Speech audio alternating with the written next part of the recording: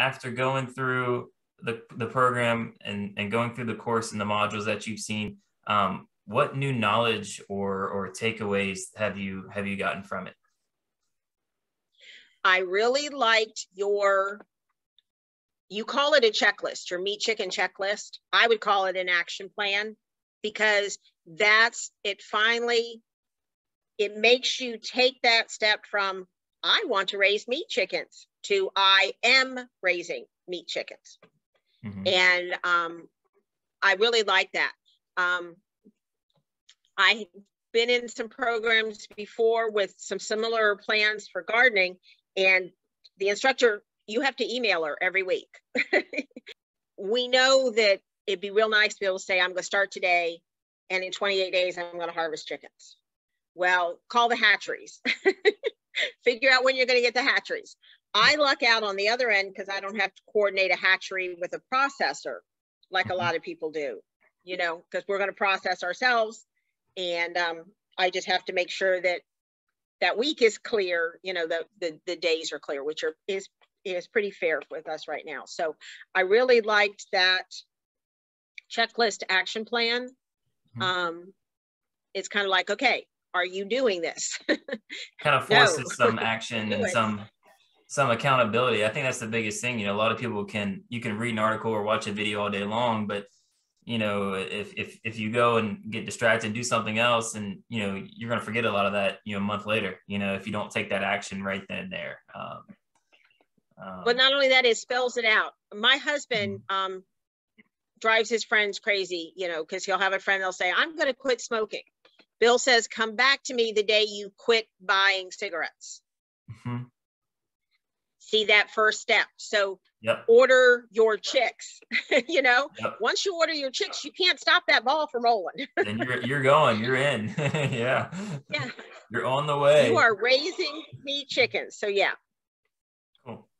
So it's, my thing was, well, I have to build a brooder, or, and I have to do this and I have to do that. No, you have to order the damn ducks. You have to order the damn chicks. Right. So. And order of operations, I think, is very important, because you don't want to put the cart before the horse, and I've gotten that bind, in the beginning, where I was doing things and it's like,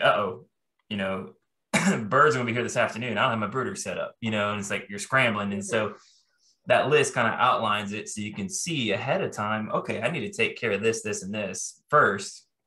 And it prioritizes. So you don't get stuck and you're like, oh crap, and I got a process tomorrow and I'm not ready, that kind of thing.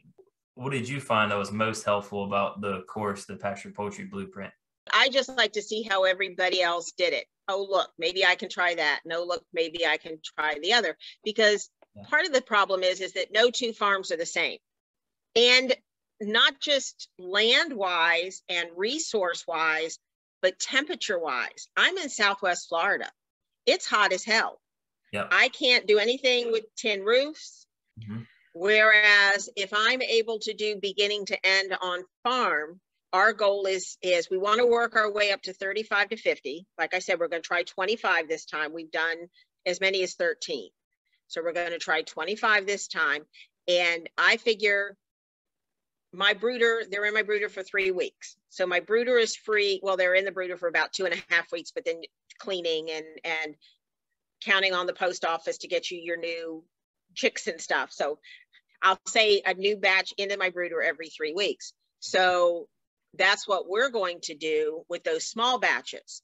And if I can get up to 35 or 50 every 3 weeks, that means once a month for, I can have a CSA with just 15, 20 people that each take 2 birds, a dozen duck eggs, a dozen chicken eggs, whatever you need for the month. Here's your month. And I only have to find 25 customers instead of 500 customers. Sure. So I'm going to try that side of it. Yeah, that's great. I mean, everybody has a different way of doing it. And I think small scale I'm really a proponent of small scale. In fact, this year, our focus has kind of been on my farm is scaling down. It's funny because when you talk to other farmers, like at the APPA meeting, I was talking to other people and I was like, how many are you raising and this kind of stuff. And it's kind of like everybody's looking to do bigger and better. But like, I'm like, I want to see how few I can do. and still make it work and still make it profitable. You know, I think that's cool. You know, if I can just do it on 3 acres, you know, kind of thing. So that's kind of what we're doing this year, is we're actually scaling down. You know, your videos would be very helpful to all the people on YouTube.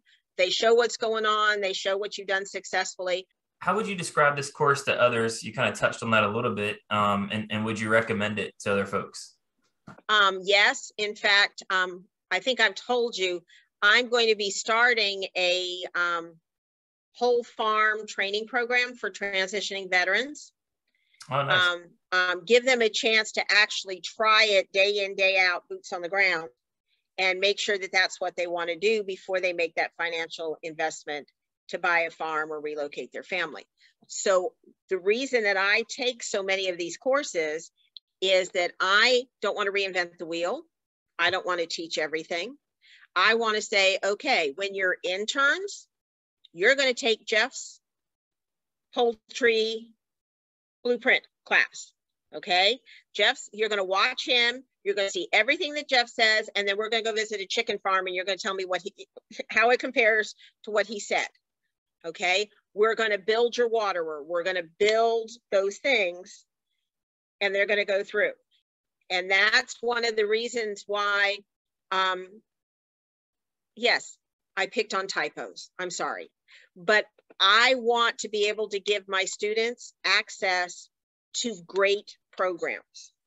Yeah. I want them to learn from the best. Yeah. And know what questions to ask, you know, so that when we're done, gee, we use Suskovich tractors with Sawicki waterers and, you know, those sorts of things, so that they have the best no infrastructure opportunity to become successful farmers. Looking at crystal ball, and if you didn't have this course or didn't have any knowledge or insights that you might have gained from it, you know, where do you think you would be? You know, what would your life look like then? Oh, you mean if I hadn't? If you had not gotten any insights or knowledge from this course, you know. I like to take the nuggets out of each of them. So if I pulled your nuggets out, I'd still be filling Bell Waterers. Spending time deep inside your program and having the opportunity to discuss it with you also helped me with curriculum development. Okay. You know, what are we looking for? What do people need to know? Just like we were talking about having checklists and parts lists, you know, what is the most effective way to present this information so that not only that it makes sense, especially to people who don't speak our vocabulary. That's the toughie. I'll go to some of these programs or I'll listen to a webinar, and every 5th word is one that I have no idea what they're talking about. And so, you know, to remember that vernacular and vocabulary stuff, that has been important to me. I appreciate that opportunity. And that's why I told you that I was willing to walk through this with you, because I appreciate that opportunity. Curriculum building is not an easy thing, which is why I'm looking for curriculums to supplement my curriculum without having to reinvent the wheel. And I'll be honest with you, that's why I want your program to be the best, because I want to offer the best to my students. Yeah, certainly. Like I said, I was going through with that magnifying glass and pair of tweezers and going through it. And I want to benefit from your program. I want others to benefit from your program.